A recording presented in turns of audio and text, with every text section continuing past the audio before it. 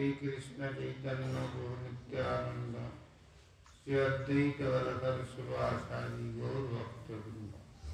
हरे कृष्णा कृष्णा कृष्णा हरे हरे, हरे राम राम राम हरे हरे।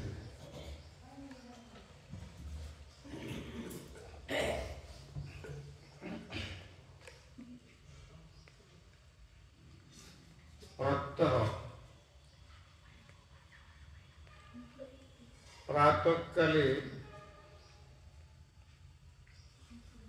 शंकरी शंकर के प्रश्न करें, तुम्हें आगे किछु भागवत कथा सुनाओ। कैलाश शिखरे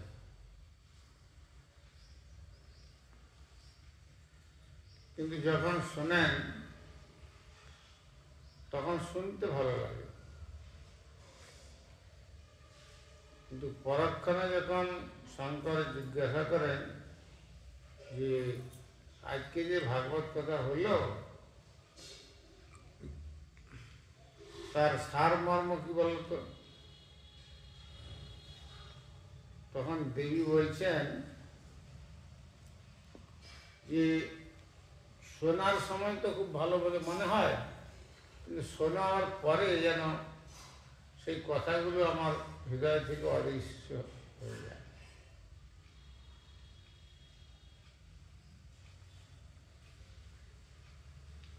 তখন শঙ্কর বলছেন, দেখো ভাগবত কথা শোনার প্রণালী আছে। প্রণালীটা হচ্ছে গুরুকরণ করে তারপরে ভাগবত কথা শুনতে হয়। অদীক্ষিতস্য বামরু কৃতং সর্বং নিরর্থকম পশুজনিং ভাবাপ্নোতি দীক্ষা বিরহিত জনা। পশুদের যেমন ভগবানের কথা বললে তারা শুনতে পায় না, যদিও শ্রবণ শক্তি তাদের আছে, কিন্তু শ্রবণের পরে তারা বুঝতে পারবে না যে আমাদের শ্রী হরিভজন করতে হবে। সেই সম্বন্ধটা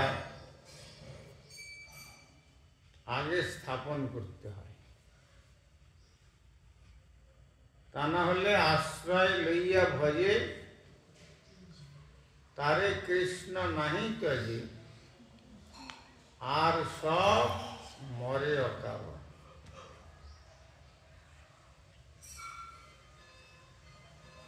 যারা আশ্রয় গ্রহণ করিল না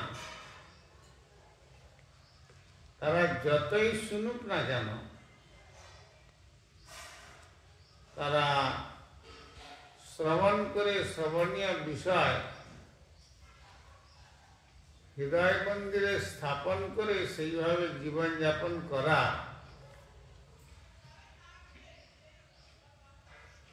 সব বৃথা।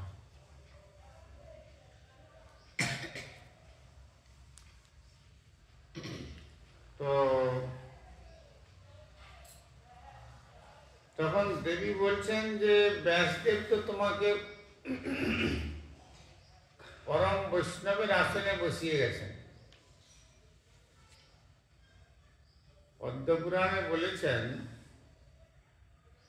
নিম্ন গানাম যথা গঙ্গা দেবানাম অচ্যুত যথা বৈষ্ণবানাম যথা শম্ভু পুরাণানাম ইদম কথা। স্রোতস্বিনীগণের মধ্যে বিষ্ণু পদার্ঘ সম্ভূতা গঙ্গার সঙ্গে কারো তুলনা করা যাবে না। দেবানাম অচ্যুত যথা, দেবতাগণের মধ্যে অচ্যুত ভগবান শ্রীহরি,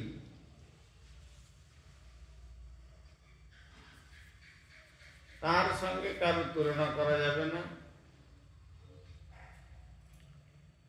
আর বৈষ্ণবগণের মধ্যে জগতে যত বৈষ্ণব আছেন শঙ্করের সঙ্গে কোনো বৈষ্ণবের তুলনা করা যাবে।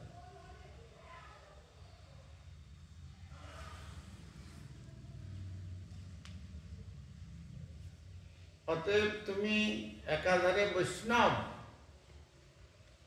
একাধারে পতি, আর আবার একাধারে যিনি বৈষ্ণব তিনি গুরু।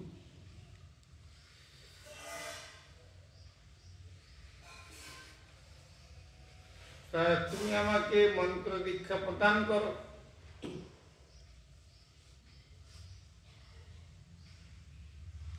শঙ্কর বলছেন যে তুমি আমার কাছে যদি মন্ত্র দীক্ষা প্রদান করো,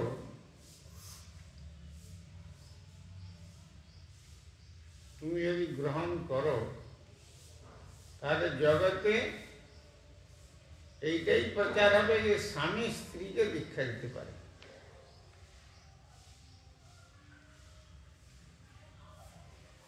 তখন আর স্বামীতে গুরু ভাব থাকবে না, লঘু হয়ে যাবে।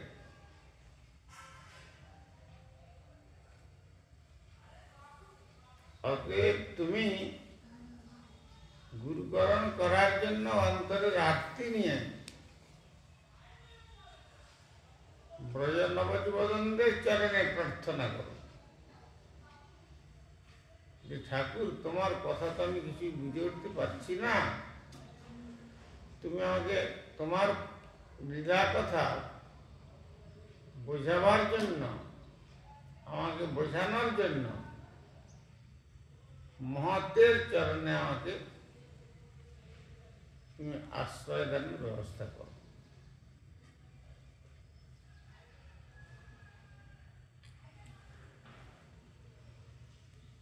এইভাবে দীর্ঘদিন অতিক্রান্ত হওয়ার পর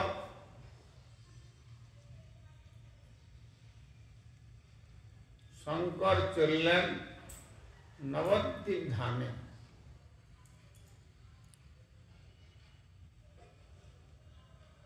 কেন আসছেন? যে আমার প্রভু এবার ছদ্মবেশে ভক্তভাব অঙ্গীকার করে সতী জগন্নাথ মিশ্রকে অবলম্বন করে অবতীর্ণ হয়েছেন। তাই আমি একটু দর্শন করে আসি।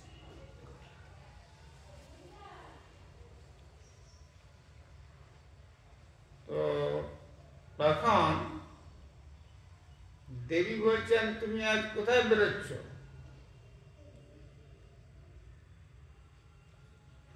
না, নবদ্বীপ ধামে আমি যাব।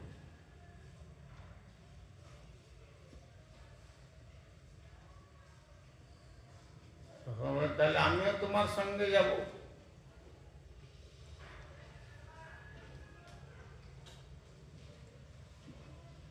তো সেই নবদ্বীপ ধামে উভয়ে আগমন করলেন।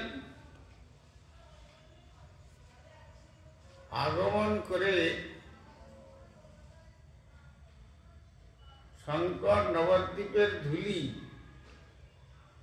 যেখানে শ্রীমন মহাপ্রভু, নিত্যানন্দ প্রভু আদি সংকীর্তন করেছেন, সেই স্থানে ধূলি মস্তকে নিয়ে আর গৌর গৌর গৌর বলে পরমানন্দে কীর্তন করতে লাগলেন।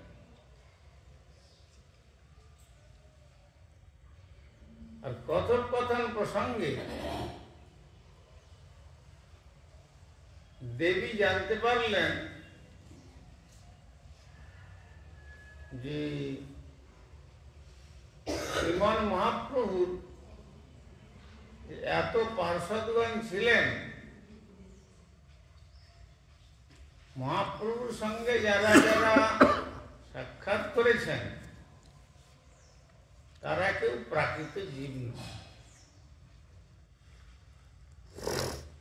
এই জন্য আমাদের পদকর্তা বলেছেন, শ্রীকৃষ্ণ চৈতন্য প্রভু জীবে দয়া করি সপার্ষদ স্বীয় ধাম সহ অবতীর্ণ। সপার্ষদে তিনি ধাম সহ অবতীর্ণ হয়েছিলেন শ্রীধর নবদ্বীপের মায়াপুরে, এবং আবির্ভূত হয়ে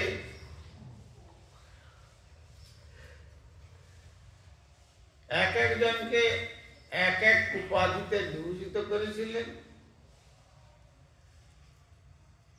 তার মধ্যে হরিদাস ঠাকুরকে নামের আচার্য রূপে উপাধি প্রদান করেছিলেন। এমনি সকলকে বলেছিলেন দক্ষিণ প্রদেশে যাওয়ার সময়, যারে দেখো তারে কহ কৃষ্ণ উপদেশ, আমার আজ্ঞায় গুরু হইয়া তার এই দেশ বলেছেন। কিন্তু আচার্যের যে উপাধি, সেই উপাধি কিন্তু আর কাউকে দেননি, কেবলমাত্র হরিদাস ঠাকুরকেই নামের আচার্য রূপে উপাধিস্থ করেছিলেন।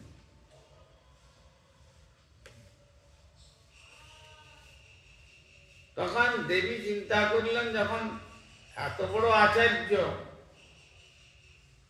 তাহলে আমি একটু তার কাছেই আশ্রয় গ্রহণ করব।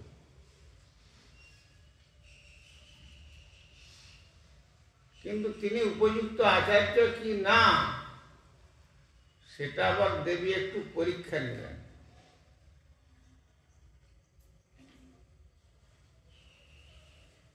লক্ষ্যহীরা যেমন পরীক্ষা নেওয়ার জন্য এসেছিলেন রামচন্দ্র খানের দ্বারা প্রেরিতা হয়ে তাকে পতিত করার জন্য, সেই রকম কিছুটা ভাব প্রকট করলেন দুর্গা দেবী।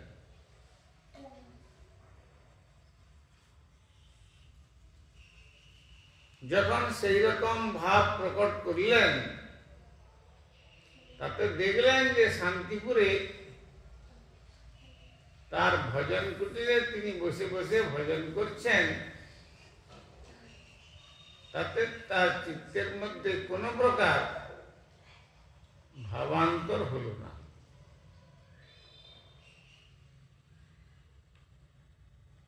যথারীতি শ্রী নাম গ্রহণ করছেন।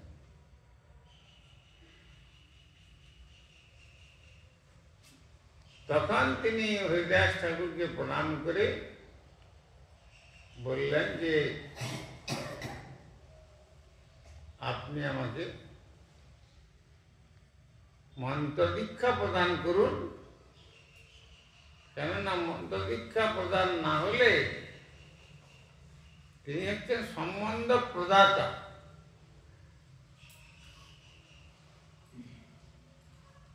মন্ত্রের দ্বারা ভগবানের সঙ্গে জীবের একটা সম্পর্ক ঘটে।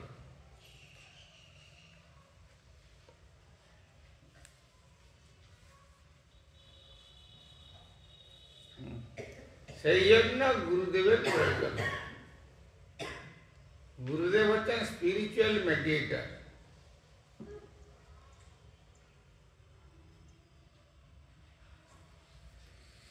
তো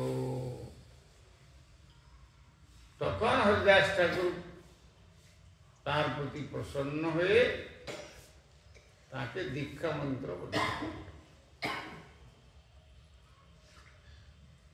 আর সেই দীক্ষা মন্ত্র প্রদান করে কিছুদিন নবদ্বীপে অবস্থান করলেন। আর সিথিতে গৌরচরণের ধূলি সিথিতে অঙ্কিত করলেন। মেয়েদের বিবাহ হয়ে গেলে যেমন তার স্বামী প্রথম সিথিতে যেমন সিঁদুর পরিয়ে দেয়, তেমনি এই দুর্গা দেবী তিনি সিঁদুরের পরিবর্তে এই শ্রীমান মহাপ্রভু যেখানে সপার্ষদে হরিনাম সংকীর্তন করেছিলেন সেইখানে চরণধুলি স্মৃতিতে নিলেন। এই জন্য সেই স্মৃতিতে চরণধুলি নিয়েছিলেন সেই স্থানে বলে সেই স্থানটির নাম হলো সীমন্তর দ্বীপ।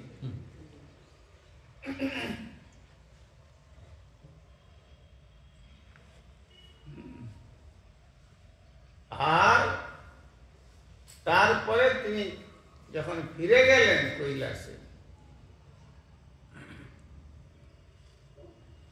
তখন শঙ্কর যে সমস্ত উপদেশ প্রদান করলেন শ্রীকৃষ্ণ ভজন বিষয়ে, তখন তার মনের মধ্যে সমস্ত কিছু স্থান লাভ করল। এই জন্য শ্রী ভগবানের কথা যে সকলে শ্রবণ করতে বুঝলেই সকলে শ্রবণ করতে পারবে এমনটি কথা না।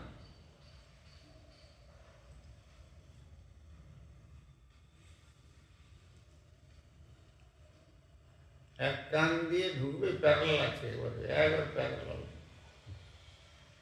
অপর কান দিয়ে বেরিয়ে চলে যাবে। এই জন্য আগে সম্বন্ধ স্থাপন করতে হয়। জগতের মধ্যেও আগে সম্পর্ক স্থাপন, তারপরে সেবা। জগতে যেমন ধরুন বৈবাহিক সম্পর্ক যখন ঘটছে, আগে তার যে ঘটক উভয় পক্ষের তরফ থেকে একটা সম্পর্ক ঘটানোর চেষ্টা করে না? আর সেই সম্পর্কের দৃঢ় বন্ধন পুরোহিত এসে বেদ মন্ত্রের মাধ্যমে সেই সম্পর্কটাকে নিবিড়ভাবে সম্পর্ক যুক্ত করে দেন। আর সেই সম্পর্ক যখন নিবিড়ভাবে করে দিলেন, তখন সেই মেয়েটির পিতামাতা বললেন যে দেখো, আজ থেকে ইনি তোমার পতি।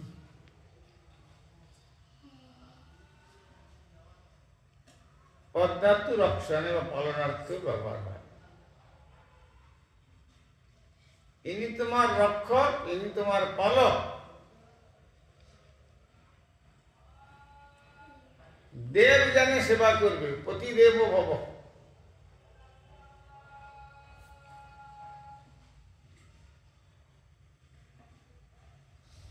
তার সেবার ফলটা কি? এই সম্পর্ক হয়ে যাওয়ার পরে যখন সেবা করিল, সেবার ফলে যে তার সংসার বৃক্ষে ফলটা আসলো, সেটা খুব আনন্দমুখর পরিবেশ ঘটে। আর যদি আজকালকার মতো অনেক জায়গায় আগে সম্পর্ক না ঘটিয়ে আগে যদি সেবা করতে চলে যায়, সেখানে অবৈধ ফল প্রসব করে। সেই অবৈধ ফলের পরিণতি, কে গলায় দড়ি দিচ্ছে, কে ট্রেনের তলায় মাথা দিচ্ছে, কে বা বিষপান করছে, কে বা গায়ে পেট্রোল ঢেলে আগুন দিচ্ছে। এই হচ্ছে অবৈধ সেবার পরিণতি। আর বৈধ সেবার পরিণতিটা হলো যে সেটা সকলের পক্ষে আনন্দপ্রদ।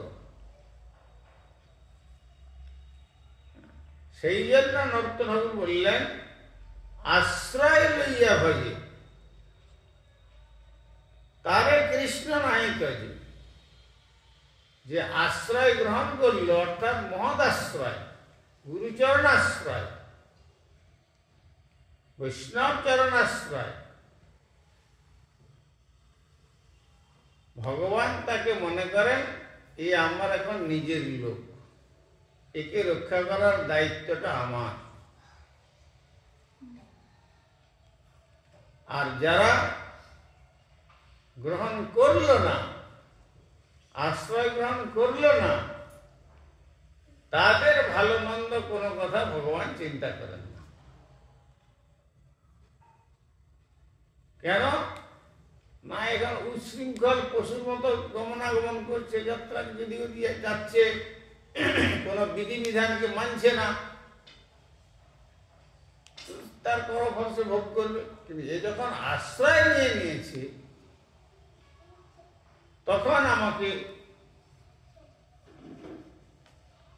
এর উদ্ধার করবার দায়িত্বটা আমার উপরে পড়েছে। সে যেভাবেই হোক, প্রহ্লাদ মহারাজ আশ্রয় নিয়েছিলেন মাতৃগর্ভে, মায়ের গর্ভে বসেছিলেন 100 বৎসর। তার গুরুদেব ছিলেন দেবর্ষি নারদ।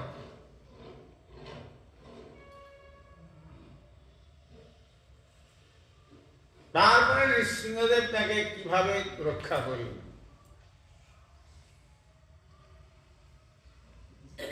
ধ্রুব 5ম বর্ষের বালক, বিমাতার বাক্যবাণে বিদ্ধ হয়ে যখন তার মা বললেন যে তুমি তাহলে বনেই যাও, পদ্মফলা লোচন শ্রীহরি আরাধনা করে তারপরে তুমি আমার গর্ভে যখন জন্মগ্রহণ করবে, তারপরে তোমার পিতৃ সিংহাসন লাভের আকাঙ্ক্ষা করবে।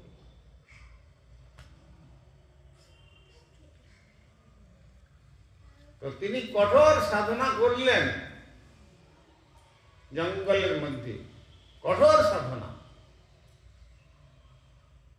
কিন্তু ভগবান তাকে দর্শন দিয়েছিলেন কি? দেননি। কিন্তু যখন তার সাধনার এই অবস্থা দেখলেন যে কঠোরভাবে মনোনিবেশ করছেন, তখন শ্রী ভগবান নারদকে বললেন যে নারদ, তুমি যাও, একটু সম্পর্কটা গড়ে দাও, একটু সম্বন্ধ যুক্ত করে দাও। কেন এই বালক হলেও যেভাবে এর অন্তরে রাখতি, আমি ওর সামনে গেলেও আমাকে দেখতে পাবে না,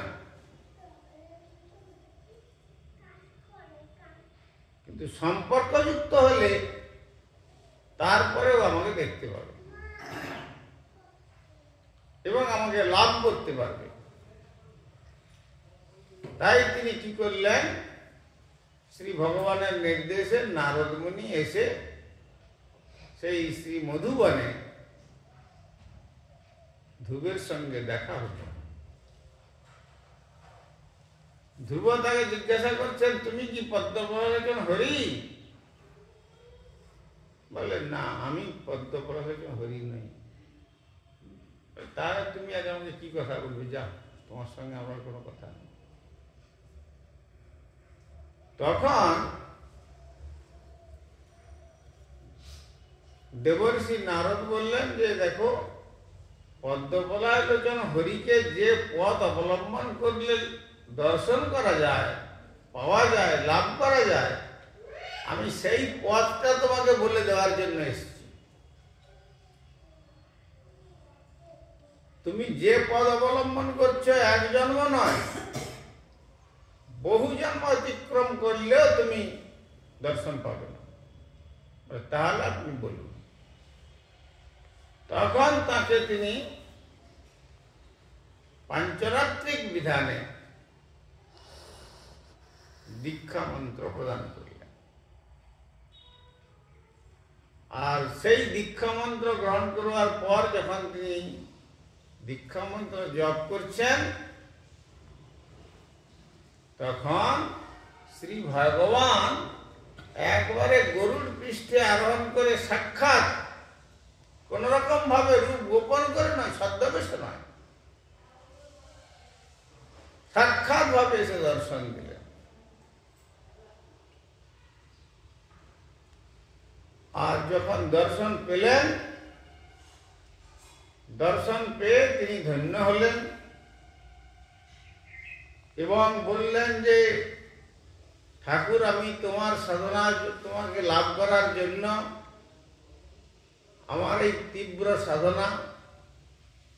তখন শ্রী ভগবান বললেন, না ধ্রুব, তুমি কিছু বর চেয়ে নাও। মহৎ কৃপাবদ্ধ ব্যক্তির চিত্ত কি প্রকার হয় সেই বললেন।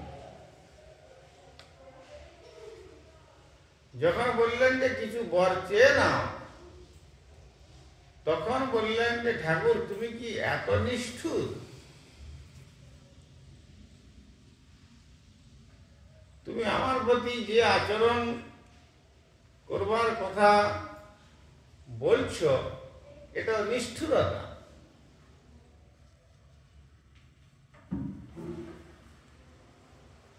যে তোমার দুর্লভ দর্শন একবার লাভ করে, তার কি আর জগতের কোন পার্থিব বর লাভের কোন আকাঙ্ক্ষা থাকে? এটি মহৎ কৃপার ফলে তার চিত্তের মধ্যে এই প্রভাব পড়ল।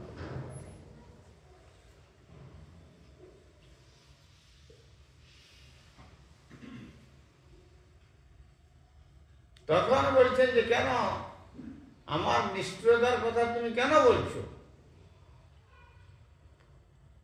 তুমি তো বর গ্রহণ করার জন্যই বনে এসেছো, বিমাতার বাক্য বনে বিদ্ধ হয়ে।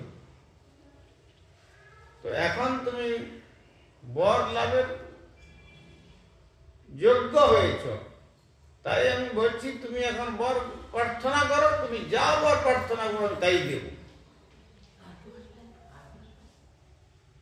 আমরা হলে তো ভগবানের কাছে কত রকম কিছু চেয়ে নিতাম। তখন তিনি উল্টো ভগবানকে জিজ্ঞাসা করছেন যে আপনি আমাকে বলুন, কোন একটা ছোট্ট বালক একটা কাঁচের টুকরো নিয়ে খেলতে খেলতে হয়তো ঘাসের জঙ্গলে ফেলে দিয়েছে, আর খুঁজে পাচ্ছে না, অনেক চেষ্টা করে খুঁজে পাচ্ছে না।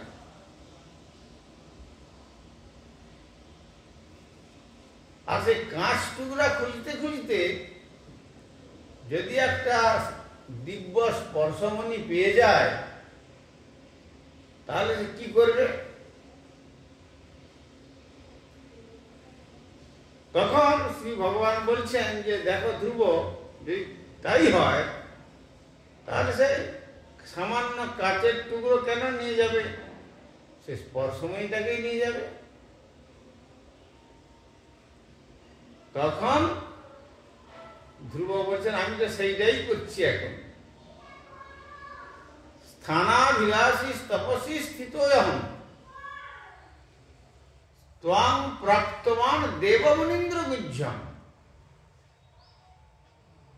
কাচং বিচিন্ন নিবদিব্যরত্নং স্বামীন কৃতার্থস্মি বরং ন যাচি।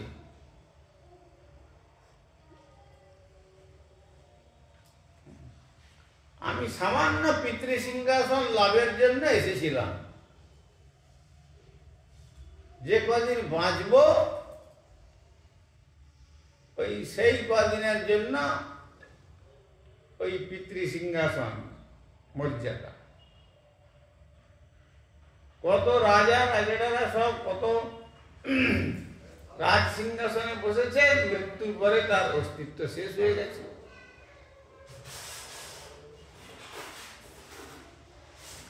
আর রাজ সিংহাসনে বসলে যেমন এক দেশের রাজার সঙ্গে অপর দেশের রাজার সঙ্গে সংগ্রাম হয়, যুদ্ধ জয় করতে হয়, আর যুদ্ধেতে জয়লাভ করতে না পারলে মৃত্যু হয়, অঙ্গ ক্ষতবিক্ষত হয়ে যায়।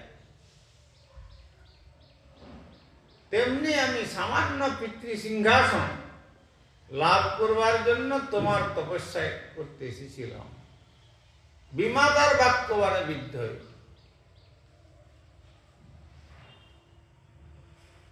সে তো একটা কাঁচের টুকরো তুলল, তার কি মূল্য আছে? কিন্তু সেই কাঁচের টুকরো বৎ পিতৃসিংহাসন অন্বেষণ করতে করতে তোমার শ্রীচরণ কমল রূপী যে দিব্য স্পর্শ মণি রত্ন, সেই মণি আমি পেয়ে গেছি।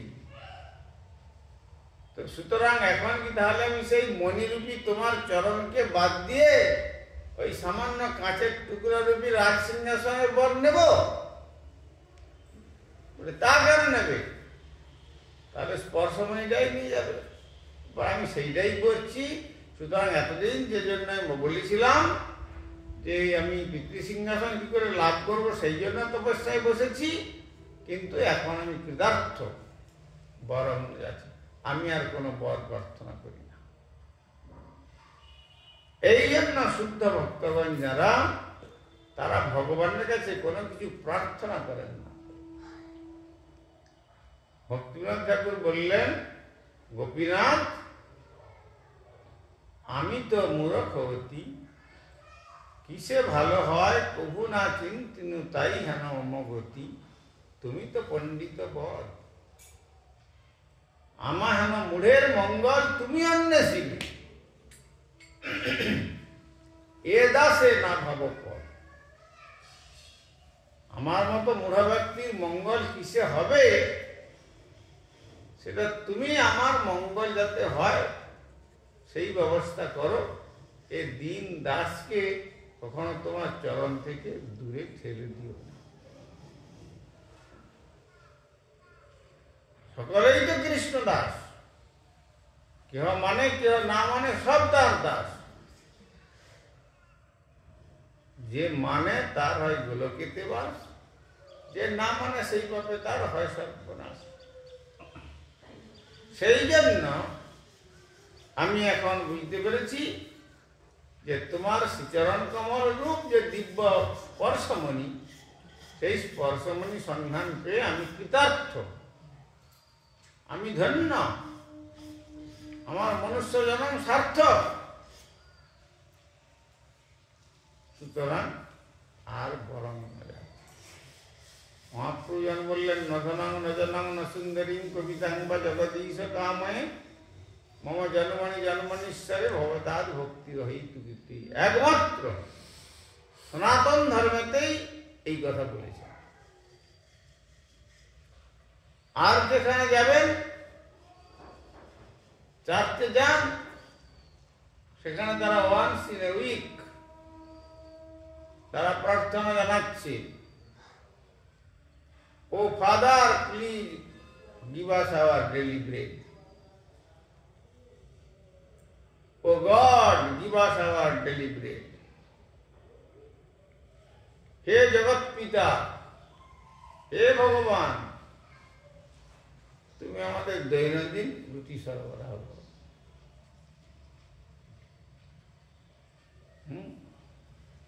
মুসলিমরা মসজিদে যাচ্ছে, আল্লাহ আকবর বলে ইল্লাল্লাহ জাল্লাল্লাহ মিনসুর আদি কত রকমের আরবি ভাষাতে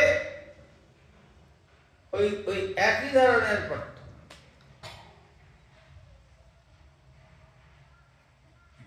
হিন্দুরা মন্দিরে যাচ্ছে, ধনং দেহি রূপং দেহি যশং দেহি মনোরমা ভার্যাং দেহি অস্তি নাস্তি না জানাতি কেবল দেহি দেহি পুনঃ পুনঃ।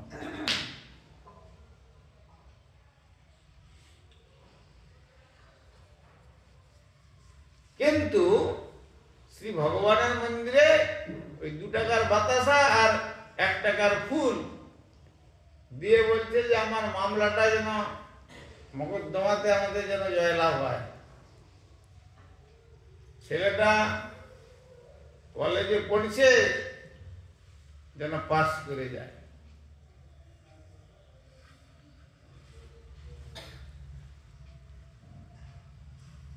আর আমার রোগগ্রস্ত স্বামী যেন রোগ মুক্ত হয়ে যায়। কত কিছু প্রার্থনা।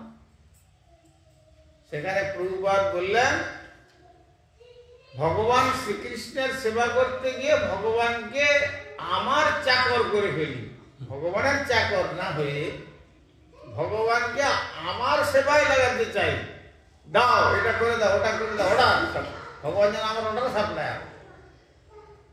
আমি অর্ডার করবো, তুমি সাপ্লাই করো। সেই জন্য মহাপ্রভু বললেন, ন ধন ধন জন আর কবিতা সুন্দরী, বলিব না চাহি দেহ সুখ করি। জন্মে জন্মে দাও হে গৌর হরি, অহৈতু কি ভক্তি চরণে তোমার। আমি যেখানে যে অবস্থায় থাকি না কেন, আমি ধন বলও চাই না, জন বলও চাই না, কবিত্বও চাই না, সুন্দরী ভাজ্যাও চাই না। আমি জন্মে জন্মে যেখানেই থাকি না কেন, যেন তোমার চরণে আমার একটু ভক্তি হয়। ভক্তিটা কোনো কন্ডিশনেতে ভক্তি হবে না, উইদাউট এনি কন্ডিশন, সত্য ছাড়া। সেইখানেই হবে ভক্তি, আর সেই ভক্তের বশ ভগবান হয়ে যান। কিরকম বশ হন সে কথাও ভগবান বলেছেন।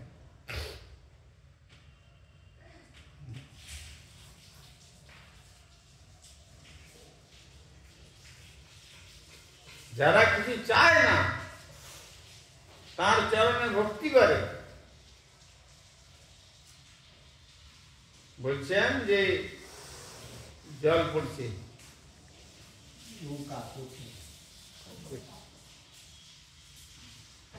ময়ি নির্বন্ধ হৃদয় সাধব সমদর্শিনা, বসে কুর্বন্তি মাং মুক্তিয়া, সৎ স্ত্রিয়ং সৎপতিং যথা।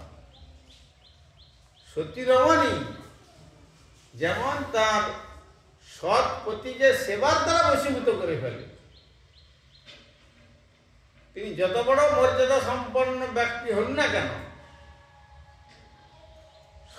সতীর পত্নী যেমন সৎপতিকে সেবার দ্বারা বশীভূত করে ফেলে, তেমনি আমার ভক্তগণ যারা প্রকৃত আমাতে ভক্তি করে, আমি ঠিক সেই রকম তাদের ভক্তিতে বশীভূত হয়ে যাই। এই জন্য শ্রী ভগবান বললেন যে অহং ভক্ত পরাধীন, আমি আমার ভক্তের পরাধীন। ভগবান স্বাধীন হলেও তার স্বাধীনতা ভক্তের কাছে আর টিকছে না, ভক্তের কাছে তিনি পরাধীন হয়ে যান। ভক্ত যদি বলেন ঠাকুর তোমাকে যেতে হবে, কোথায়? সাক্ষী দিতে, সামান্য কথা। দেখুন, অনেক অনুনয় বিনয় করলেন, তখন বিগ্রহ বলছেন দেখো বিগ্রহ কি কখনো চলে যায় কোথাও শুনেছ? বিগ্রহ তো মন্দিরে থাকেন, সেবা গ্রহণ করেন, বিগ্রহ কোথায় চলে শুনেছ? ব্যাস, আরো একটা পয়েন্ট বেরিয়ে গেল ভক্তের কাছে। বিগ্রহ যেমন কথা বলে না এটা যেমন জানি, যেমন চলে না এটাও যেমন জানি, তেমনি বিগ্রহ কথাও তো বলে না। তো তুমি যখন কথা বলতে পারছো তাহলে তুমি চলতেও পারো। ব্যাস, ভক্তের কাছে হেরে গেলেন ভগবান। আচ্ছা ঠিক আছে, 5 পয় চালের রান্না করে ভালো করে রান্না বান্না করে তোমার খেতে দাও, পেট ভরে একবার ভোজন করে আর তোমার পশ্চাৎ আমি কমন করব।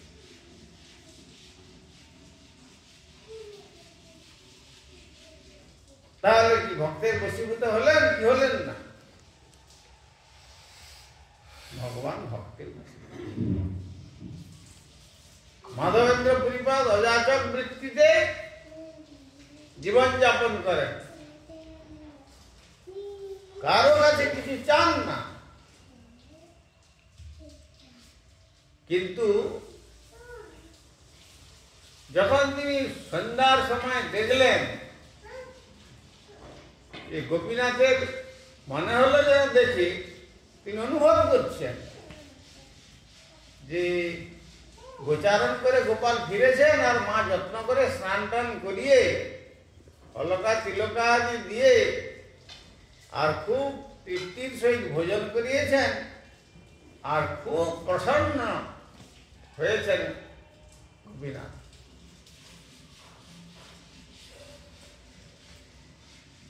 তার সাধন প্রভাবে তিনি দেখতে পেলেন, তার ভক্তির দ্বারা তিনি দেখলেন, দেখে মনে করলেন আরতির সময় অযাচকে অল্প ক্ষীর প্রসাদ যদি পাই তাহলে সাত জানি ওই যে ক্ষীর আমার গোপালে লাগাই, মানে সেই যে গিরিরাজ গোবর্ধনে যাকে তিনি প্রকাশ করে এসেছেন, বাস ওই যে ভক্তের মনে বাসনাটুকু জেগেছে, তখন কি হলো,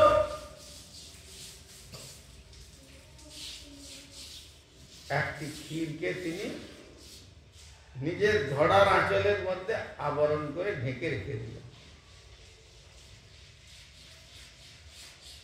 মাঝ রাত্রিতে পূজারীকে স্বপ্ন দিচ্ছেন, উঠো পূজারী করো দ্বার বিমোচন, ক্ষীর এক রাখিয়াছি সন্ন্যাসী কারণ, শূন্য হট্টে বসি করে নাম সংকীর্তন,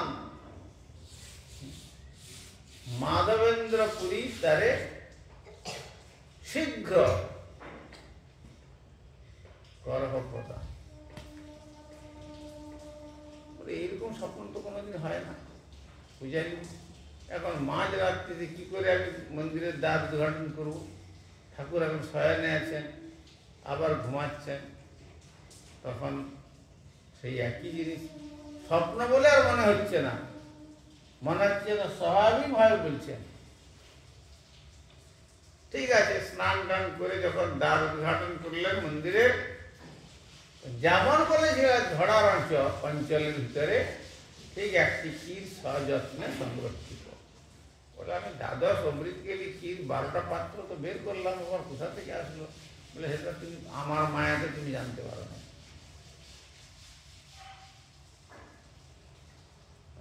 আবার সেই শূন্য হাটে গিয়ে বললেন ক্ষীর লও, যার নাম হয় মাধব পুরী, যার লাগি গোপীনাথ ক্ষীর করিল চুরি। সেই কারণে নাম হইল ক্ষীর চোরা হরি। বালেশ্বর থেকে যেতে হয় ক্ষীর চোরা গোপীনাথ। তার নিজের সম্পদ, তিনি ভক্তের জন্য তিনি চোর সাজিতেও বিন্দু মাত্র কুণ্ঠা বোধ করেন না। অতএব সেই ভক্ত, যার ভক্তি আছে তিনি ভক্ত, যার সম্পদ ধন সম্পদ আছে তিনি ধনবান, যার জ্ঞান আছে তিনি জ্ঞানী। তেমনি ভক্তিটা ভগবানেরই বস্তু, কিন্তু ভক্তের কাছে আছে বলে ভক্তের কৃপার মাধ্যমে সাধক সেই ভগবানের পাদ পদ্মের সন্ধান লাভ করে। যতক্ষণ পর্যন্ত ভক্তের চরণাশ্রয় না করছেন ততক্ষণ পর্যন্ত কেবল জন্ম মৃত্যু চক্রের মধ্যে তাদের আবর্তিত হতে হবে, তাদের উদ্ধার লাভের কোনো সম্ভাবনা নাই। সেই জন্য বললাম প্রথম যে আশ্রয় লইয়া ভজে তারে কৃষ্ণ নাই তজে, আর সব মরে অকারণ, নিরাশ্রয়স্য গতির নাস্তি। অতএব আমরা যারা এখন আশ্রয় গ্রহণ করতে পারি নাই, তারা অতি শীঘ্র কাল বিলম্ব না করে, এই যে ভক্তের বলেছেন নামাশ্রয় করি যতনে তুমি থাকো আপন কাজ। হরিনাম আশ্রয় নিয়ে যদি যত্নের সহিত যদি সাধন করেন, তাহলে এই দুর্লভ মনুষ্য জন্মের যে জন্মমরণ চক্র, এই চক্র থেকে চিরমুক্ত হয়ে শ্রী গৌর গোবিন্দের পাদ পদ্ম গোলক বৃন্দাবন নিজ গিয়ে ফিরে গিয়ে সেখানে যথার্থ আনন্দেতে ব্রজনবজবন্দের সেবার সৌভাগ্য লাভ করে জীবন ধন্য হবে। মঞ্চা কল্পতরুভ্যশ্চ কৃপা সিন্ধুভ্যৈব চ পতিতানাং পাবনেভ্যো বৈষ্ণবেভ্যো